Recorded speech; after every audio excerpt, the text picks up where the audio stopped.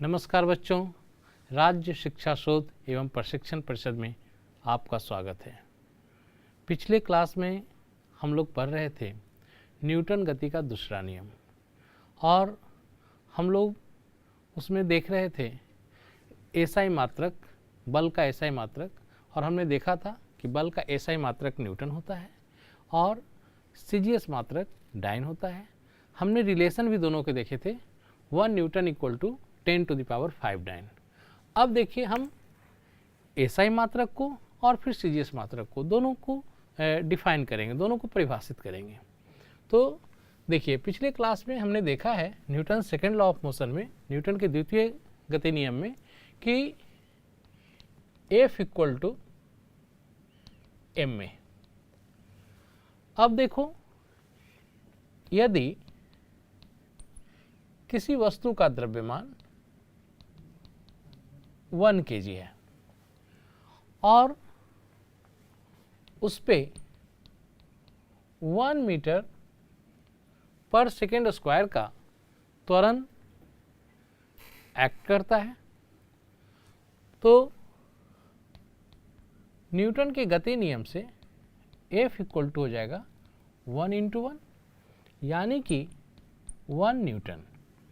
अब देखिए, यदि किसी यूनिट मास पे या किसी ऐकिक द्रव्यमान पे या किसी 1 kg मास पे, ठीक है, या 1 किलोग्राम द्रव्यमान पे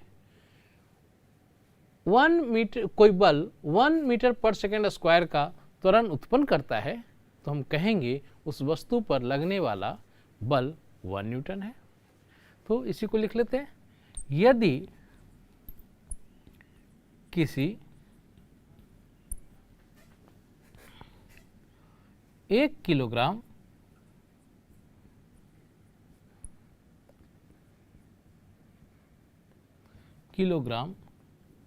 की वस्तु पर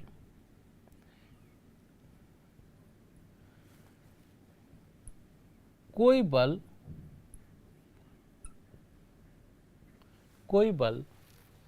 लगकर 1 मीटर पर सेकेंड स्क्वायर का त्वरण उत्पन्न करता है,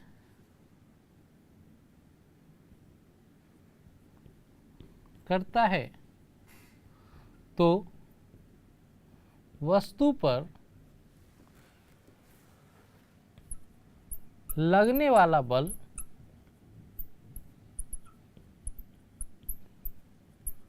वाला बल 1 न्यूटन समझा जाएगा, या उस बल का परिमाण 1 न्यूटन होगा। और इस तरह से हम लोग कर सकते हैं डिफाइन। जब 1 किलोग्राम पे कोई बल, 1 किलोग्राम की वस्तु पर कोई बल लगकर 1 मीटर पर सेकेंड स्क्वायर का त्वरण उत्पन्न करता है, तो उस वस्तु पर लगने वाला बल 1 न्यूटन होगा, या 1 न्यूटन समझा जाएगा। अब इसी तरह से सीजीएस यूनिट हमने देखा था, इसका ये होता है डाइन। देखिए,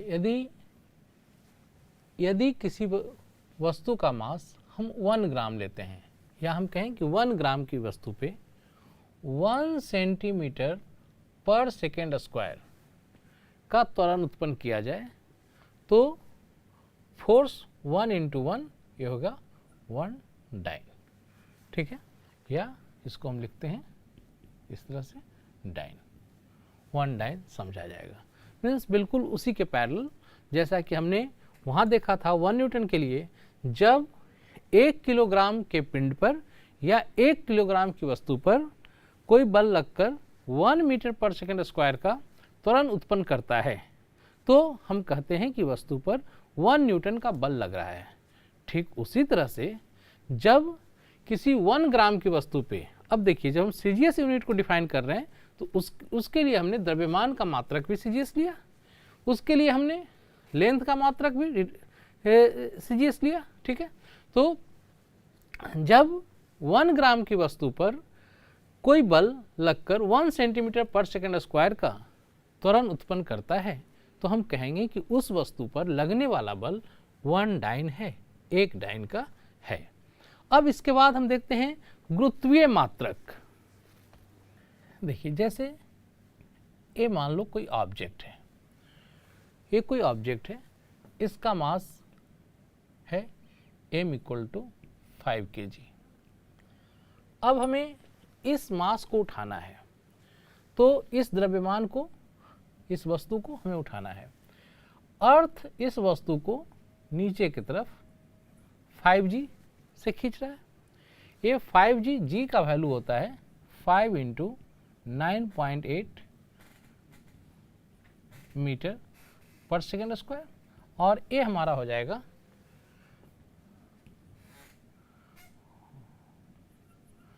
49.0 न्यूटन। अब देखिए यदि हमें इस वस्तु को ऊपर की तरफ पुल करने हैं, तो ऊपर की तरफ पुल करने के लिए हमें वस्तु पर कम से कम ये इतना फोर्स लगाने होंगे। तो इस 49 न्यूटन को हम क्या कह सकते हैं? 49 न्यूटन को हम कह सकते थे 5 kg वेट या 5 kg भार, या इसको इस तरह से भी लिख सकते हैं 5 किलोग्राम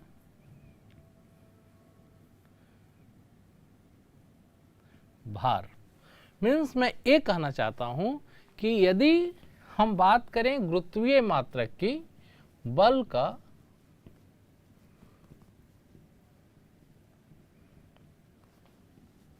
गुरुत्वीय मात्रक की हम बात करें, ठीक है, तो एसआई यूनिट में ये होगा किलोग्राम भार।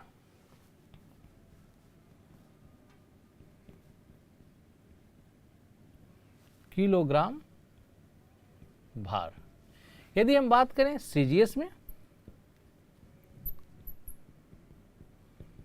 सीजीएस यूनिट में, तो ये होगा ग्राम भार। अब बात उठती है 1 किलोग्राम भार का क्या होगा?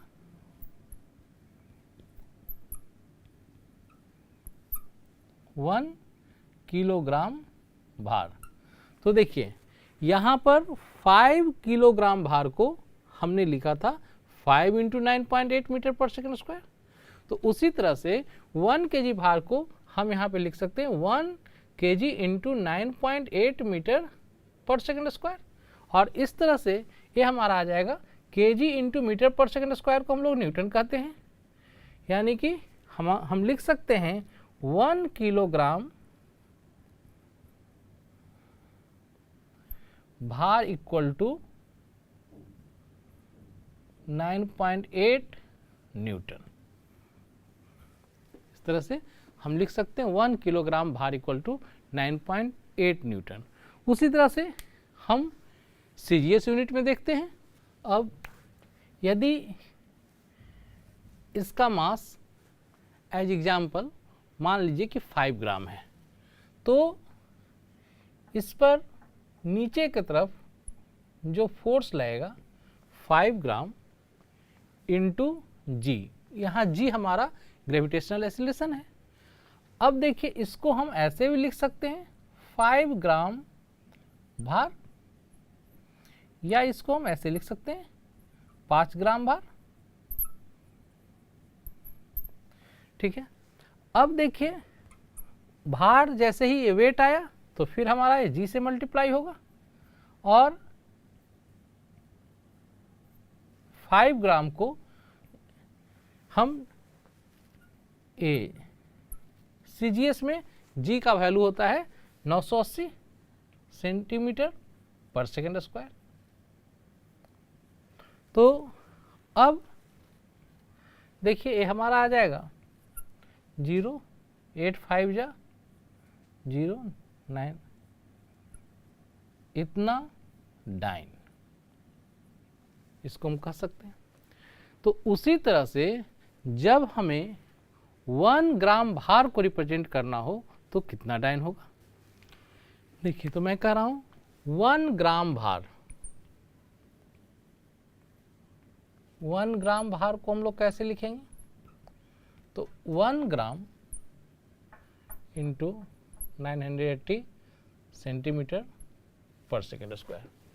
अब देखिए, यानी कि 1 ग्राम भार इक्वल टू हमारा हो गया 980 ग्राम सेंटीमीटर पर सेकेंड स्क्वायर। इसी को हम लोग कहते हैं डाइन,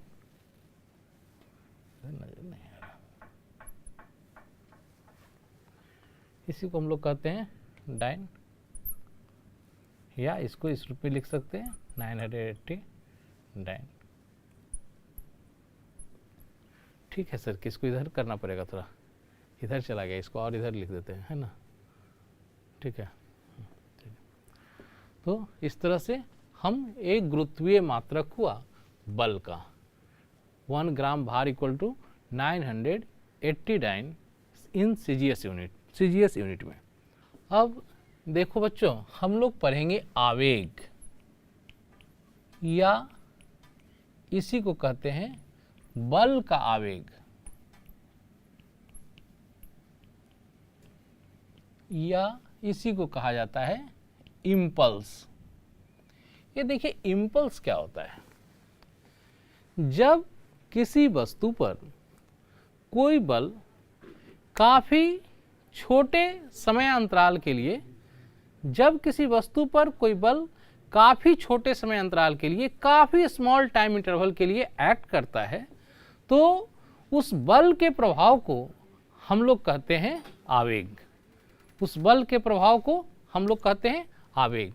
तो जैसे देखिए, इसको लिख लिया जाए, जब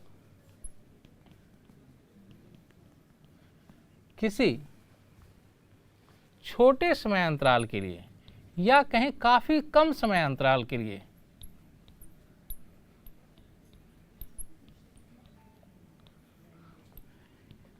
या काफी कम समय अंतराल के लिए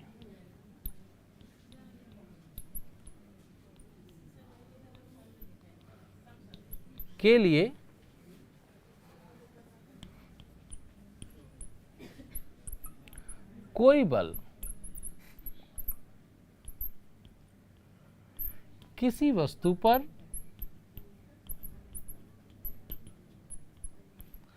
लगता है, तो बल के प्रभाव को आवेग कहा जाता है। बल के प्रभाव को आवेग कहा जाता है।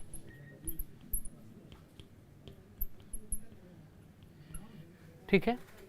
अब जैसे देखिए, पिछले क्लासेज में हम लोगों ने पढ़ा है F equal to dp by dt। यहाँ हमारा P जो है लीनियर मोमेंटम है। मैंने कहा था force is defined as the rate of change in momentum, means संवेग परिवर्तन की दर को बल कहते हैं। तो अब देखो, इसे हम लिख सकते हैं vector F dt equal to dp। इसी को देखिए इंटीग्रेशन फॉर्म में हम ऐसा लिख सकते हैं F dt equal to integration of dp और फ्रॉम p1 टू p2 और ए टाइम 0 टू t। अब देखिए, ये जो हमारा टर्म है, this is impulse, this is impulse. इसी को हम लोग कहते हैं आवेग। और ये किसके इक्वल होता है? ये किसके इक्वल होता है? तो ये होता है हमारा, ये क्या है? Change in momentum, change in momentum.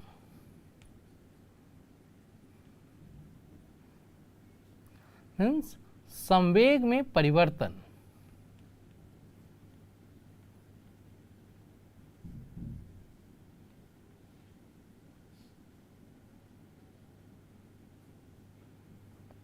यह जो आवेग है वो संवेग में परिवर्तन के बराबर होता है।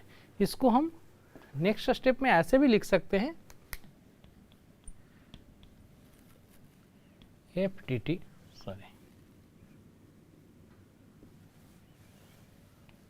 F D T 0 to t equal to, इधर देखिए आ जाएगा P2 माइनस P1।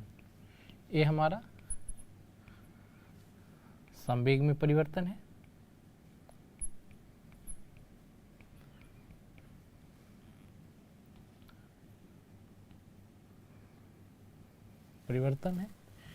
ये हमारा आवेग है, इसी को हम लोग कहते हैं आवेग या इम्पल्स। अब बात उठती है एसआई यूनिट की। तो देखिए यदि इससे हम देखते हैं एफ का, फोर्स का एसआई यूनिट न्यूटन, टाइम का सेकेंड मीन्स न्यूटन सेकेंड, इसको ऐसे लिख सकते हैं एन सेकेंड। या चूंकि ये संवेग में परिवर्तन है तो जो संवेग का यूनिट होगा, संवेग का ऐसा यूनिट क्या होता है केजी मीटर पर सेकेंड। दोनों में किसी से भी इसको रिप्रेजेंट किया जा सकता है, न्यूटन सेकेंड या केजी मीटर पर सेकेंड। अब देखिए आवेग का ही कुछ एग्जाम्पल, जैसे आप देखते हैं गाड़ी में शॉकर लगा रहता है, या बॉलर फील्डर, क्रिकेट में फील्डर जब कैच लेता है तो हाथ को पीछे की ओर खींचता है। ठीक है, देखिए होता क्या है, हम लोगों ने भी क्या पढ़ा, F into T equal to P2 minus P1। हम इसे चाहें तो डेल्टा P लिख सकते हैं, हम इसको डेल्टा P लिख सकते हैं, हमने यही पढ़ा है। अब देखिए यहाँ से F इक्वल टू हम चाहें तो ऐसे भी लिख सकते हैं delta P by delta T। जब ये टाइम ज़्यादा होगा तो फोर्स घट जाएगा।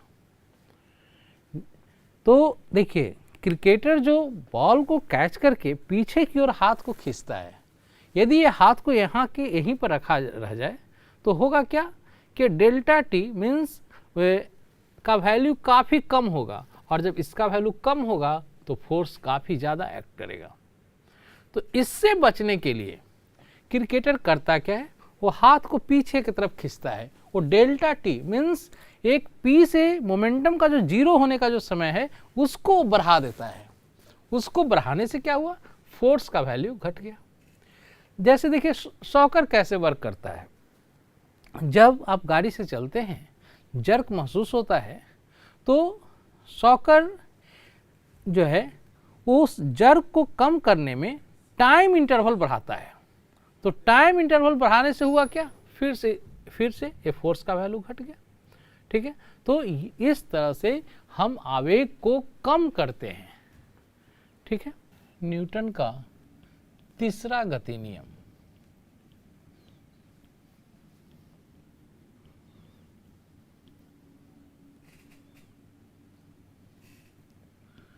तीसरा गति नियम देखिए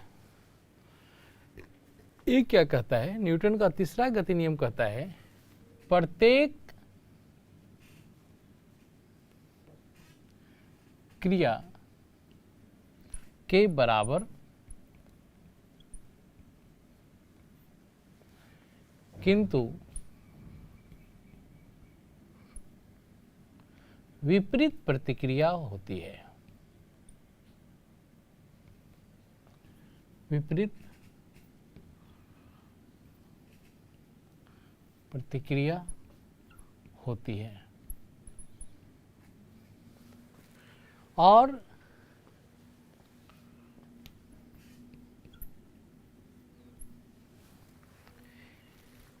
क्रिया प्रतिक्रिया बल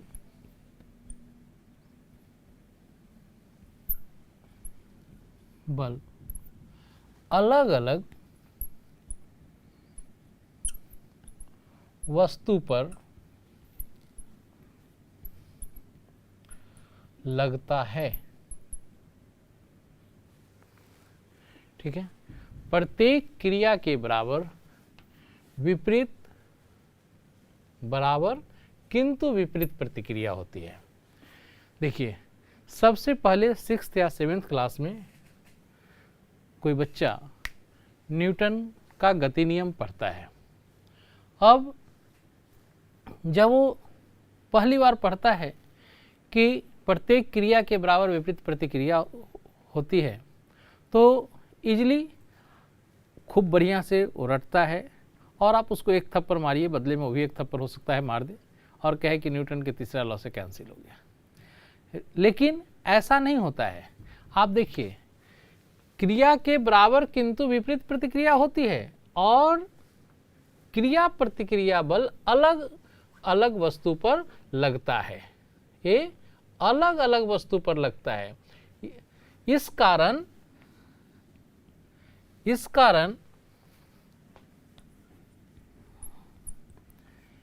इसका प्रभाव, इसका मीन्स क्रिया प्रतिक्रिया बल का,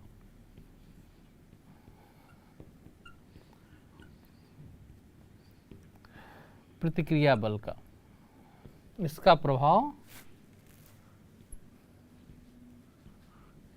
निष्फल नहीं होता है। मीन्स मैं ये कहना चाह रहा हूं कि यह कैंसिल नहीं होता है, ये दोनों जगहों पे अपना असर दिखाता है। ठीक है, मीन्स क्रिया और प्रतिक्रिया बल वो अलग अलग वस्तु पर लगता है, इसलिए ये कैंसिल नहीं होता है, इसका प्रभाव निष्फल नहीं होता है। और जैसे देखिए, ये कोई नेल है, ये वॉल से इस तरह से वॉल है। अब आप हैमर से आप इसको मारते हैं, इस पर लगता है फोर्स F1, बदले में न्यूटन थर्ड लॉ से ये इस पर लगाता है फोर्स F2। अब यदि F1 और F2 कैंसिल होता तो कभी यह हथौड़ा खुद से पीछे नहीं आता, यह हैमर खुद से पीछे नहीं आता, या यदि ये F1 कैंसिल होता तो कभी भी ये नेल जो है इस वॉल में नहीं जाता, जबकि ऐसा नहीं होता है। मीन्स ये जो है कैंसिल नहीं होता है। क्यों? अब देखिए, इस पर तो F1 ही लग रहा है ना, तो यदि इस पर F1 लग रहा है तो इस तरफ दिखाएगा। हाँ, हम लोग आगे पढ़ेंगे, हो सकता है वॉल भी इस पर लगा रहा है कोई फोर्स, रिएक्शनरी फोर्स। यदि ये फोर्स कम होगा तो ये नेल अंदर जाएगा। यदि ये रिएक्शनरी फोर्स जो है, ये प्रतिक्रिया का बल जो वॉल के द्वारा लगाया जा रहा है, दीवार के द्वारा जो लगाया जा रहा है, यदि ये ज़्यादा होगा तो नेल अंदर नहीं जाएगा, या उसके बराबर भी होगा तो नेल अंदर नहीं जाएगा। और ऐसा हम लोग देखते हैं कई बार पिलर में हमें जब नेल ठोकने होते हैं तो हम उस पर काटी नहीं ठोक पाते हैं। ठीक है, कारण वहाँ पर वॉल से हमें इसके बराबर जो है सो रिएक्शनरी फोर्स मिल जाता है, तो इस पर लगने वाला नेट फोर्स 0, इस कारण ये अंदर जाएगा ही नहीं। लेकिन यहाँ पर यदि हम देखें तो रिएक्शन, क्रिया और प्रतिक्रिया का बल इक्वल नहीं होगा। तो आगे हम लोग अगले क्लास में पढ़ेंगे बच्चों। तब तक के लिए नमस्कार।